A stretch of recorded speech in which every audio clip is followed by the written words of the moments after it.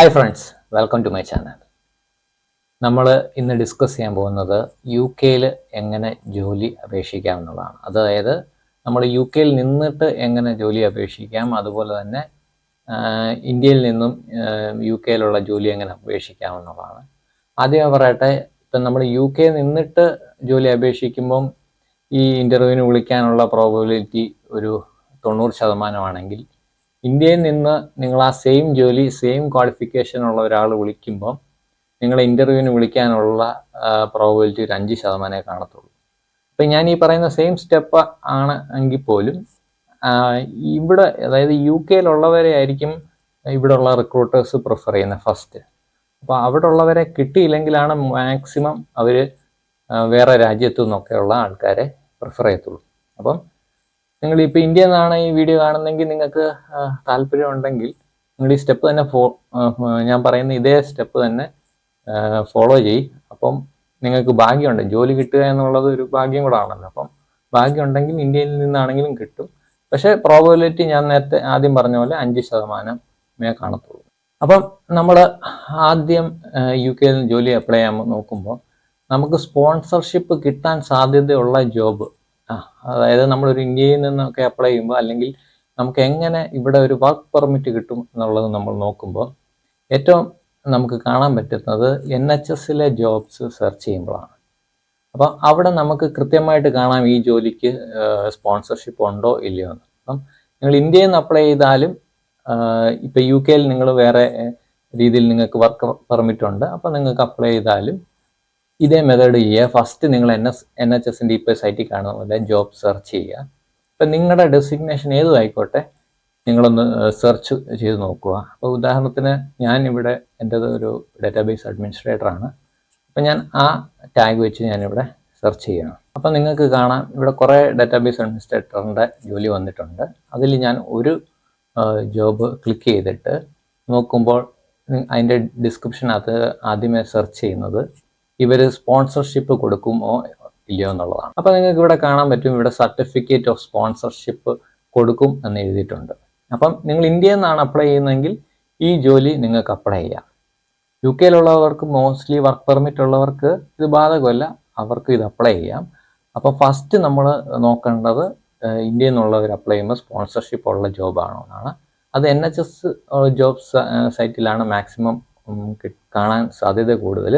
അതും ഒരു ഇവിടെ ബാൻഡ് വെച്ചിട്ടാണ്. അപ്പം നിങ്ങൾക്ക് ഒരു ബാൻഡ് 6 മേളിലോട്ടുള്ള ജോബ്സിനെല്ലാം സ്പോൺസർഷിപ്പ് കാണും. നഴ്സുമാരുടെ കാര്യമല്ല, നഴ്സുമാർക്ക് ഓൾറെഡി ഇവിടെ ഇഷ്ടം പോലെ വേക്കൻസി ഉണ്ട്. അതും ഇവിടെ നഴ്സുമാരാണെങ്കിൽ പോലും ഇവിടെ സെർച്ച് ചെയ്താൽ നിങ്ങൾക്ക് കാണാൻ പറ്റും.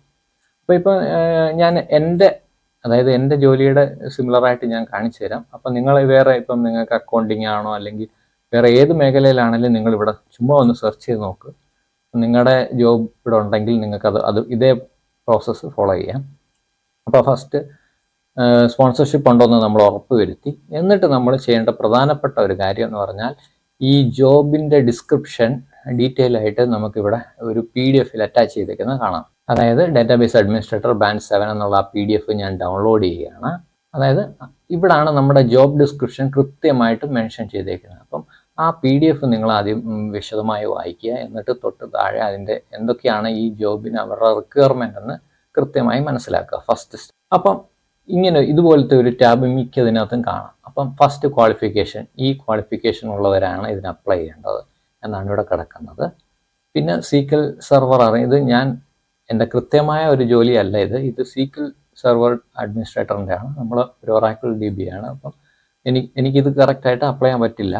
അപ്പം പക്ഷേ ഞാനിപ്പം ഡാറ്റാബേസ് അഡ്മിനിസ്ട്രേറ്റർ എന്നുള്ള ടാഗ് സെർച്ച് ചെയ്തപ്പം കിട്ടിയതാണ്. അപ്പം നിങ്ങളൊരു SQL സെർവർ അഡ്മിനിസ്ട്രേറ്റർ ആണ്, നിങ്ങൾക്ക് ഇത് സെർച്ച് ചെയ്തിട്ട് അപ്ലൈ. അപ്പം ഇവിടെ നമ്മൾ ശ്രദ്ധിക്കേണ്ടത്, നിങ്ങളൊരു ആപ്ലിക്കേഷൻ, അതായത് ഇവരുടെ NHSൻ്റെ ഇതിൽ നമ്മൾ ലോഗിൻ ചെയ്തിട്ട് നമുക്കൊരു ആപ്ലിക്കേഷൻ സബ്മിറ്റ് ചെയ്യണം. അപ്പം നമ്മളൊരു 1500 വേർഡിനകത്ത് ഒരു സപ്പോർട്ടിംഗ് ഇൻഫർമേഷൻ ഉണ്ടാക്കണം.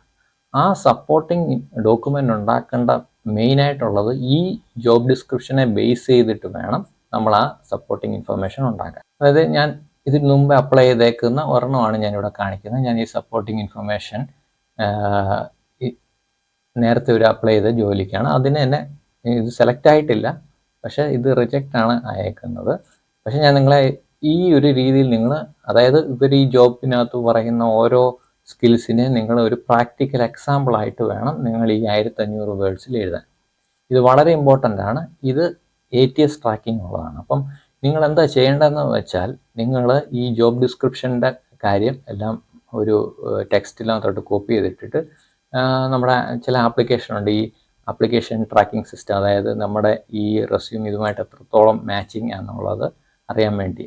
അപ്പം നമ്മൾ ഈ 1500 സപ്പോർട്ടിംഗ് വേർഡ് എഴുതിയാലും ഇവരിത് ആരും വായിച്ചു നോക്കത്തില്ല. ഇവർ ഫസ്റ്റ് ചെയ്യുന്നത് ഇവരുടെ ഓട്ടോമാറ്റിക്കായിട്ട് നമുക്ക് ആപ്ലിക്കേഷൻ അപ്ലൈ ചെയ്യുമ്പോൾ തന്നെ ഈ ATS സ്കോറാണ് നോക്കുന്നത്. അപ്പം നമ്മളത് നമ്മൾ ഈ ആപ്ലിക്കേഷൻ അപ്ലൈ ചെയ്യുന്നതിന് മുമ്പ് തന്നെ നമ്മളൊരു വെബ്സൈറ്റ് ഉണ്ട്, ജോബ് സ്കാൻ. ഉദാഹരണത്തിന് ജോബ് സ്കാനകത്ത് ഈ ജോബ് ഡിസ്ക്രിപ്ഷൻ എല്ലാം എഴുതുക, എല്ലാം നമ്മളൊരു ടാബിൽ കോപ്പി ചെയ്തിടുക. അതുപോലെ തന്നെ നിങ്ങൾ ഈ സപ്പോർട്ടിങ് 1500 വേർഡ് സപ്പോർട്ടിങ് ഡോക്യുമെൻ്റ് നിങ്ങൾ ഉണ്ടാക്കിയിട്ട് അത് വെച്ചിട്ട് നിങ്ങളുടെ ആപ്ലിക്കേഷൻ സ്കോർ, അതായത് നിങ്ങൾ എഴുതിയേക്കുന്ന സപ്പോർട്ടിങ് ഡോക്യുമെൻറ്റിനകത്ത് ഉള്ള കീവേഡ്സ് എല്ലാം വന്നോ നോക്കാൻ വേണ്ടി നിങ്ങൾ ട്രയലായിട്ട് അത് ചെയ്തു നോക്കാം. ഈ ആപ്പ് ജോബ് സ്കാൻ എന്നുള്ള സൈറ്റായിരുന്നു, ഇപ്പോഴല്ല, ഞാൻ കഴിഞ്ഞ വർഷമാണ് അത് ഉപയോഗിച്ചിട്ടുള്ളത്.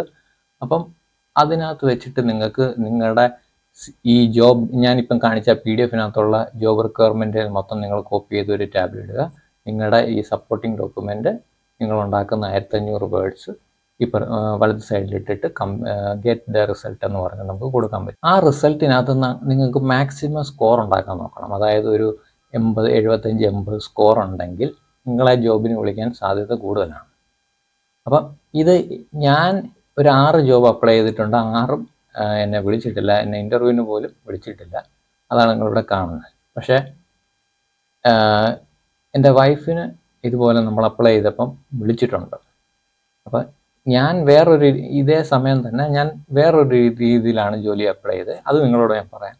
അപ്പം ഓരോരുത്തർക്കും ഓരോ രീതിയിലായിരിക്കും.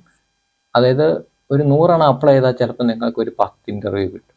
ആ 10 ഇൻ്റർവ്യൂവിനകത്തുനിന്ന് ചിലപ്പം ഒന്നായിരിക്കും നിങ്ങൾക്ക് ജോലി കിട്ടുന്നത്. അപ്പം ഒരെണ്ണം അപ്ലൈ ചെയ്യാൻ 1 മണിക്കൂറെങ്കിലും വേണം, കാരണം ഇത്രയും പ്രോസസ്സുണ്ട്. അപ്പം ഞാൻ ഈ പറഞ്ഞ മെയിനായിട്ടുള്ള സ്റ്റെപ്പ് നിങ്ങൾ ഫോളോ ചെയ്യുകയാണെങ്കിൽ നിങ്ങളെ ഇൻ്റർവ്യൂവിന് വിളിക്കാനുള്ള സാധ്യത കൂടുതലാണ്, UK-യിൽ നിന്നാണെങ്കിലും ഇന്ത്യയിൽ നിന്നാണെങ്കിലും. കാരണം ഇവർ സ്പോൺസർഷിപ്പ് ഓൾറെഡി ഇതിനകത്ത് മെൻഷൻ ചെയ്തിട്ടുണ്ട്. അപ്പോൾ ഇതാണ് നിങ്ങൾ ഫസ്റ്റ് ഫോളോ ചെയ്യേണ്ടത്. നിങ്ങൾ ഏത് ഡൊമൈനിലുള്ളവരാണെങ്കിലും ഫസ്റ്റ് NHS-നകത്ത് ജോലി ഉണ്ടോ എന്ന് നിങ്ങൾ സെർച്ച് ചെയ്യും. ഇനി എനിക്ക് ജോലി കിട്ടാൻ ഞാൻ നോക്കിയതെന്ന് പറഞ്ഞാൽ ലിങ്ക്ഡിൻ പ്രൊഫൈലാണ്. അപ്പം നമുക്ക് എല്ലാവർക്കും മിക്കവാർക്കും ലിങ്ക്ഡിൻ പ്രൊഫൈൽ കാണും. അപ്പം നമ്മുടെ ലിങ്ക്ഡിനിൽ വെച്ചിട്ടാണ് എനിക്ക് ജോലി കിട്ടിയത്. പ്രോസസ്സ് എല്ലാം സെയിം ആണ്. ഞാൻ നേരത്തെ പറഞ്ഞ പോലെ നമ്മൾ ലിങ്ക്ഡിനിൽ ആക്റ്റീവ് ആയിരിക്കണം. പിന്നെ ലിങ്ക്ഡിനകത്ത് നമ്മുടെ സ്റ്റാറ്റസ് ഓപ്പൺ ടു വർക്ക് കൊടുക്കുക. ഇപ്പം നമ്മൾ ഈ പറഞ്ഞേക്കുന്ന പോലെ ആപ്ലിക്കേഷൻ നമ്മൾ സബ്മിറ്റ് ചെയ്യുക. അത് സെയിം പ്രോസസ്സാണ്. ജോബ് ഡിസ്ക്രിപ്ഷൻ നോക്കുക, ആപ്ലിക്കേഷൻ നിങ്ങളുടെ ഈ സ്കോർ, അതായത് ഈ നിങ്ങളുടെ റെസ്യൂമേക്കകത്ത് നല്ല ഒരു ATS ഫ്രണ്ട്ലി കീവേഡ്സ് എല്ലാം ആഡ് ചെയ്തിട്ട് സബ്മിറ്റ് ചെയ്യുക. അതും കുറേ എണ്ണം അപ്ലൈ ചെയ്യുമ്പോൾ നമ്മളെ 1-2 എണ്ണം അല്ലെങ്കിൽ റിക്രൂട്ടേഴ്സൊക്കെ വിളിക്കും.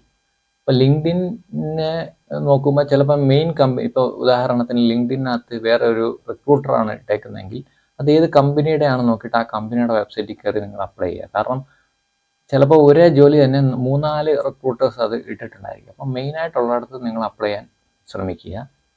ലിങ്ക്ഡിനിൽ എപ്പോഴും നോക്കിക്കൊണ്ടിരിക്കുക. അങ്ങനെയാണെങ്കിൽ നമുക്ക് ആ ഒരു ചാൻസ് ലിങ്ക്ഡിനിൽ കിട്ടാൻ വളരെ സാധ്യതയുണ്ട്. പിന്നെ ബാക്കിയുള്ള സൈറ്റുകളെല്ലാം നമ്മൾ ഈ ജോലിയൊക്കെ അപ്ലൈ ചെയ്യുമ്പം ഓട്ടോമാറ്റിക്കായിട്ട് ലോഗിൻ ആകും. അതായത് CV ലൈബ്രറി, ടോട്ടൽ ജോബ്സ്, അങ്ങനെ കുറേ ഉണ്ട്. എന്നെ സംബന്ധിച്ചിടത്തോളം എനിക്ക് തോന്നുന്നു ഏറ്റവും നല്ലത് ലിങ്ക്ഡിനാണ്. പിന്നെ നിങ്ങൾ ഗൂഗിളിലും കൂടെ സെർച്ച് ചെയ്യുക. ഇപ്പം ഒറാക്കിൾ ഡാറ്റാബേസ് അഡ്മിനിസ്ട്രേറ്റർ UK അല്ലെങ്കിൽ ലണ്ടൻ സെർച്ച് ചെയ്യുമ്പോൾ നമുക്ക് കുറേ ജോലി വരും. അങ്ങനെ ഈ 3 രീതിയിൽ നിങ്ങൾ സെർച്ച് ചെയ്യുമ്പോൾ തന്നെ മാക്സിമം ജോലികൾ കിട്ടും. ഞാൻ ഒറാക്കിൾ DB എന്ന് പറയുന്നെങ്കിലും നിങ്ങൾക്ക് ഇപ്പോൾ അക്കൗണ്ടിങ് ആണ്, സീനിയർ അക്കൗണ്ടിങ് മാനേജറോ അല്ലെ IT അല്ലെ ഡാറ്റ ആർക്കിടെക്റ്റോ ആരാണെങ്കിലും, അല്ലെങ്കിൽ അഷ്യൂറോ AWS എഞ്ചിനീയറോ, അങ്ങനെ ഏത് ഡൊമൈനിലുള്ളവരാണെങ്കിലും IT-യോ നോൺ IT-യോ ഉള്ളവർക്കെല്ലാം സെർച്ച് ചെയ്തിട്ട് ഈ ഒരു മെത്തേഡ് ഫോളോ ചെയ്യുക.